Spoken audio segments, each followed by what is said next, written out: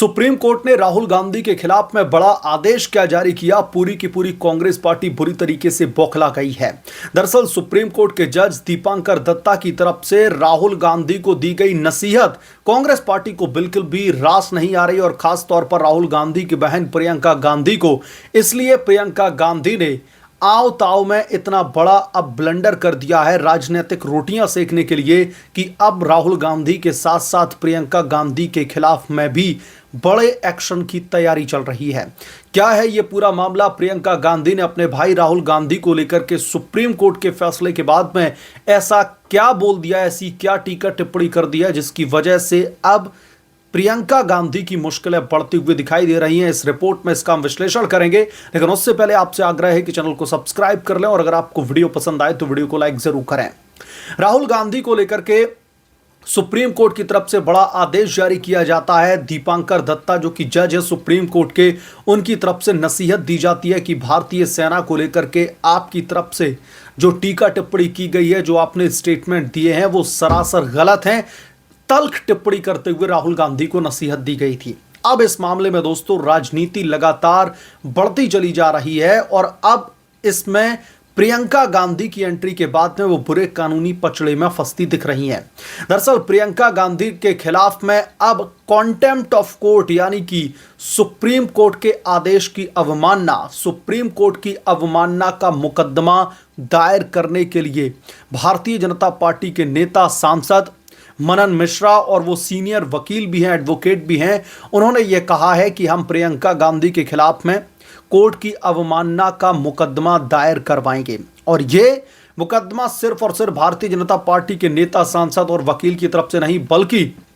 खबर यह है मनन मिश्रा ने यह कहा है कि एक वकीलों का बड़ा संगठन, एक वकीलों का बड़ा जत्था प्रियंका गांधी के खिलाफ में मुकदमा दर्ज करवाएगा। क्यों प्रियंका गांधी के खिलाफ में मुकदमा दर्ज करवाएगा, अब जरा ये भी जान लेते हैं। राहुल गांधी को लेकर के सुप्रीम कोर्ट की तरफ से दिए गए आदेश के बाद में प्रियंका गांधी ने सुप्रीम कोर्ट को ही आड़े हाथों लेते हुए कहा था, स्पेशली जज दीपांकर दत्ता को आड़े हाथों लेते हुए यह कहा था कि आप इस तरीके की नसीहत कैसे दे सकते हैं, आप इस तरीके का आदेश कैसे पारित कर सकते हैं, आप विपक्ष को बोलने से रोक रहे हैं, आप एक किसी राजनेता की तरह दरअसल बोल रहे हैं। आप लोग समझिए कि प्रियंका गांधी ने सीधे तौर पर यह कहीं ना कहीं लांछन लगा दिया सुप्रीम कोर्ट पर और जस्टिस दीपांकर दत्ता पर कि आप राहुल गांधी के उलझुल स्टेटमेंट पर अगर आप आदेश पारित करते हैं तो यह आपकी सबसे बड़ी गलती है। और राहुल गांधी के ऊपर आए आदेश को लेकर के प्रियंका गांधी कह रहे हैं कि कोर्ट इस तरीके की बात कैसे बोल सकता है, कोर्ट नेता प्रतिपक्ष को जो है बोलने के लिए नसीहत कैसे दे सकता है, उन्हें चुप कराने के लिए नसीहतें कैसे दे सकता है, आप एक नेता की तरह कैसे बात कर सकते हैं। तो बहुत सारी चीजें प्रियंका गांधी ने कही हैं जिसकी वजह से अब राजनीतिक गलियारों में भयंकर खलबली मची हुई है और भारतीय जनता पार्टी के कद्दावर नेता, सांसद और वकील मनन मिश्रा ने अब मन बना लिया है कि प्रियंका गांधी चूंकि हमारी संवैधानिक संस्था की सीधे तौर पर अवमानना कर रही है, कोर्ट की सीधे तौर पर अवमानना कर रही है, लिहाजा वकीलों का एक संगठन प्रियंका गांधी के खिलाफ में अवमानना का केस दर्ज करवाएगा। जैसे ही यह खबर आती है कांग्रेस पार्टी में भयंकर खलबली मच जाती है और कांग्रेस पार्टी का जो लगातार रोना लगा रहता है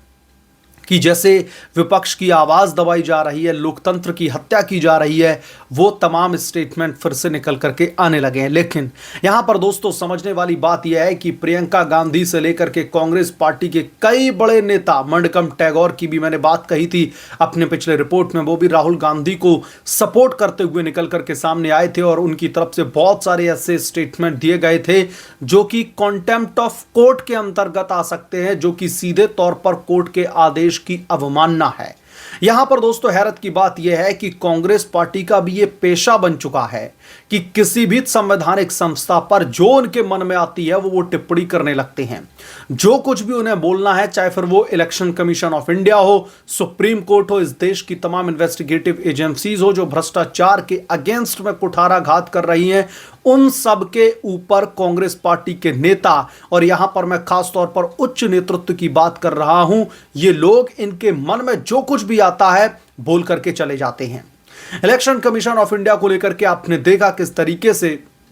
राहुल गांधी पिछले कई महीनों से बेसलेस बातें करते हुए दिखाई दे रहे हैं। लगातार इलेक्शन कमीशन ऑफ इंडिया को घेरने की कोशिश की जा रही है। भारतीय जनता पार्टी और मोदी सरकार से साठगांठ होने की तक बात कही जा रही है। बहुत सारी ऐसी चीजें हैं जिसे देश की जनता का ध्यान आकर्षित करने के लिए कांग्रेस पार्टी इतने संकीर्ण लेवल की राजनीति करते हुए दिखाई देती है और अब सुप्रीम कोर्ट पर ही हावी है। और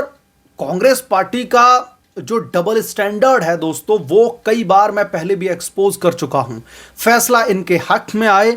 चुनाव के नतीजे इनके हक में आए तो इलेक्शन कमीशन ऑफ इंडिया की पीठ थपथपाएंगे।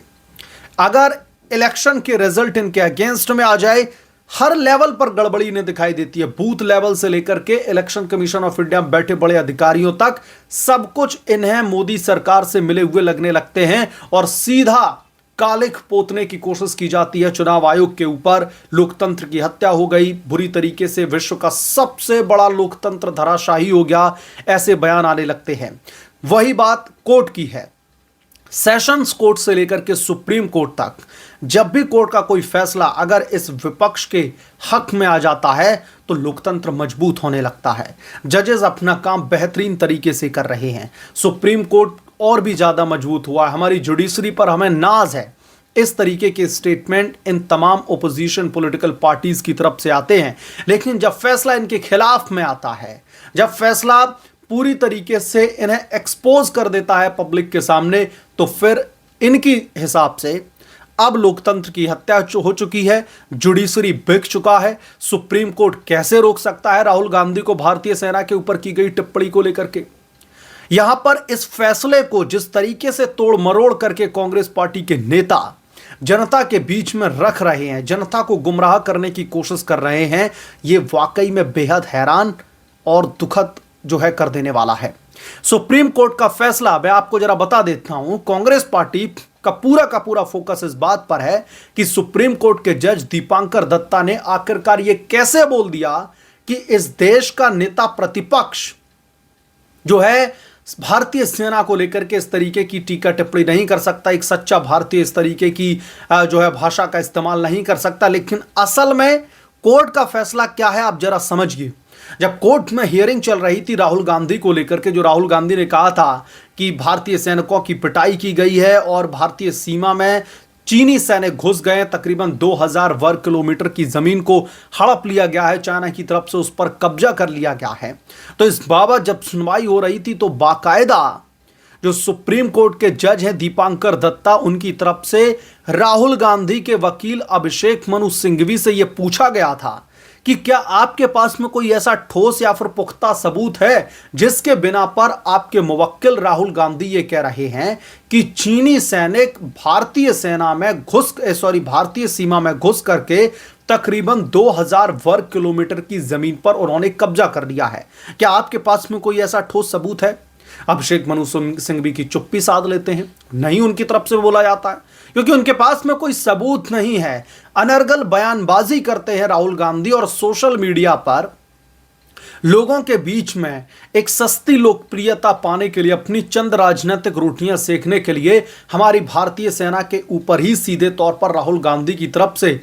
सवालिया निशान खड़े कर दिए जाते हैं। और यह हमने ऑपरेशन सिंदूर के दौरान भी देखा कि किस तरीके से भारतीय सेना के पराक्रम को, मनोबल को गिराने के लिए विपक्ष ने भरसक प्रयास किए हैं। इस बात से इनकार नहीं किया जा सकता और मुझे लगता है कि अब राहुल गांधी को इस तरीके की राजनीति से बचना चाहिए, वरना इस देश ने अभी तो नेता प्रतिपक्ष के लायक भी उन्हें बना रखा है, वरना एक कार्यकर्ता के तौर पर रह करके रह जाएंगे कांग्रेस पार्टी के। मसलन अब जो प्रियंका गांधी के खिलाफ में अवमानना का मुकदमा दायर करने की बात कही जा रही है और पूरे के पूरे वकीलों के संगठन ने यह बात जो है अब कहीं ना कहीं रखी है कि हम इनके खिलाफ में मुकदमा दायर करवाएंगे। इस बारे में आप क्या सोचते हैं, आपकी क्या राय है, हमें कमेंट करके जरूर बताएं। जल्द मिलूंगा किस दूसरे बड़े अपडेट के साथ में, तब तक के लिए धन्यवाद। अगर आप लोग चैनल पर नए हैं तो आपसे गुजारिश है कि प्लीज चैनल को सब्सक्राइब कर लें और साइड बने बेल आइकन को जरूर प्रेस कर लें ताकि जब भी मैं कोई नया बड़ा अपडेट लेकर के आऊं तो इस बात की जानकारी सबसे पहले आपको मिलेगी।